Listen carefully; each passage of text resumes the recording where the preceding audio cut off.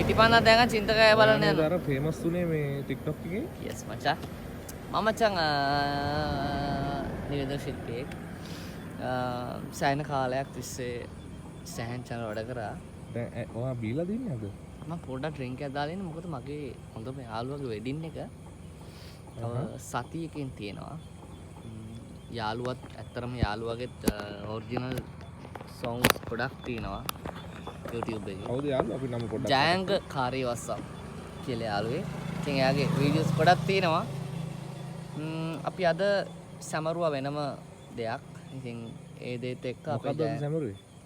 මගේ TikTok එකේ මම දාව වීඩියෝ එකකට views 30 මං හිතන්නේ දැන් 40000 පැනලා ඇති. 39000ක් views 30000 පැනපු එකේ අපි පාටි දැම්මද? ටෙක්නොලොජිය. ඉතින් ඒක හරි ආඩම්බරෙන් කියන්නේ.